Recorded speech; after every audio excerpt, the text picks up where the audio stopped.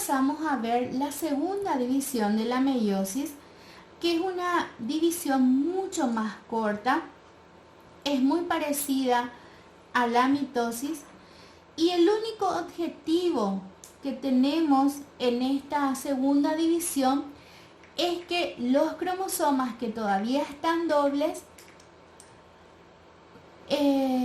ahora sean cromosomas simples. En esta segunda división celular, los cromosomas ya no se duplican. Por eso dice que después de la primera división de la meiosis sucede una interfase que puede ser variable en su duración, incluso puede faltar por completo, de manera que tras la telofase 1 se inicia sin interrupción la segunda división. En cualquier caso, nunca hay síntesis de ADN, es decir, es una interfase sin periodo S. ¿Verdad? Entonces, directamente sale de la telofase 1, ocurre la citocinesis y casi inmediatamente después ya entra nuevamente en la profase de la meiosis, pero ahora va a ser una profase 2.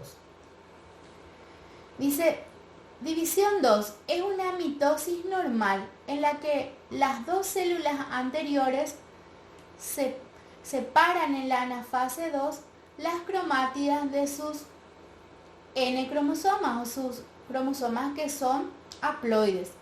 Surgen así 4 células con número cromosómico haploide que van a ser una cromátida cada una.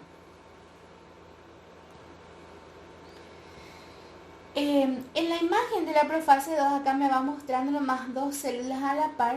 Es muy similar a una profase de la meiosis, donde todavía vamos a observar la envoltura nuclear, pero acá los cromosomas empiezan a espiralizarse. Entonces lo observamos otra vez como unos filamentos delgados, que cada vez se van a engrosar más hasta que la envoltura nuclear desaparezca y la célula es invadida por los usos mitóticos.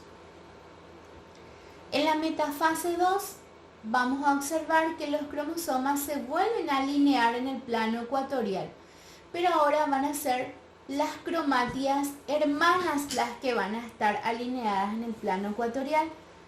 Recuerdan que habíamos dicho que en la metafase 1 eran las cromátidas homólogas las que estaban alineadas en el plano ecuatorial.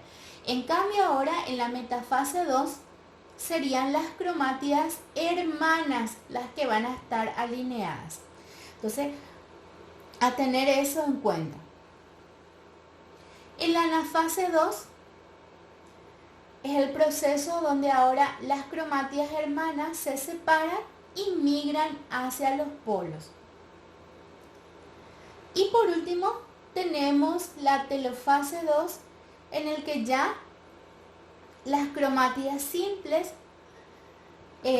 fueron a los polos, llegaron, el ADN se empezó otra vez a desespiralizar, la envoltura nuclear se volvió a organizar y todo volvió a su normalidad, hasta que ocurre la citocinesis, que también ocurre en la segunda mitad de esa anafase 2. Entonces, como resultado, al terminar esta telofase 2, tenemos 4 células hijas. Entonces, haciendo un repaso de lo que es esta segunda división de la meiosis, podemos notar que en la profase 2 todavía se observa la envoltura nuclear, los cromosomas se van espiralizando de a poco para poder otra vez organizarse mejor en la metafase 2 y poder alinearse en el ecuador de la célula. Acuérdense que la metafase sirve para poder ver si los materiales celulares, específicamente los cromosomas, están equilibrados. Una vez que ocurre eso, entonces se pasa a la anafase 2. Esto tendría que ser anafase 2, donde los cromosomas que son hermanos se separan, o cromátidas hermanas se separan y migran hacia los polos. En la telofase 2, entonces, los cromosomas llegan a los polos, se vuelve otra vez a organizar el núcleo celular y ocurre la citocinesis. Como resultado tenemos 4 células hijas.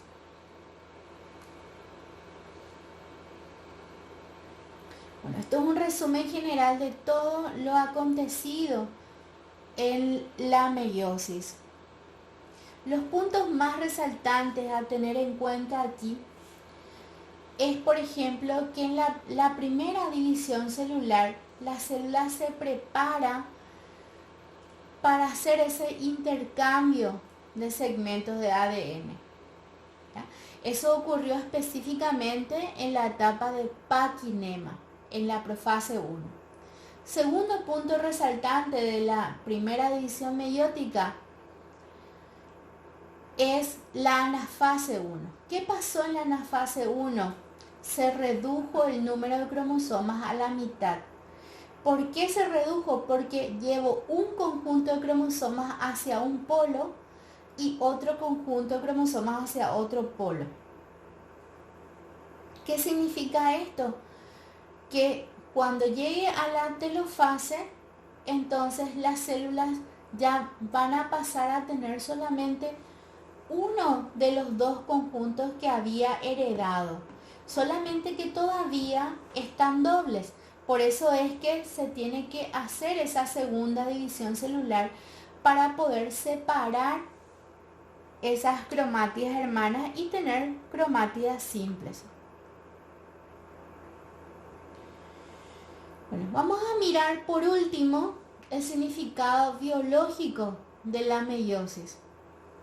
A nivel genético es muy importante porque permite la variabilidad de la información. O sea que se van a ir heredando los mejores genes y esos mejores genes también se heredan totalmente al azar, pero ese al azar también solamente se da con aquellos mejores de la especie. A nivel celular, ¿qué pasó? Se redujo el número cromosómico a la mitad. Se tenía originalmente células diploides y el resultado son células haploides. A nivel orgánico se producen gametos, porque las células sexuales son llamados gametos. Una vez que las células salgan de la meiosis, estos tienen que pasar por un proceso de diferenciación, especialmente los espermatozoides, para que pueda llegar a ser un gameto funcional. Bueno, hasta aquí entonces. Después vamos a pasar a ver cómo se da la meiosis específicamente en la mujer, a la que se le llama ovogénesis, y la meiosis que se da en el varón, que se llama espermatogénesis.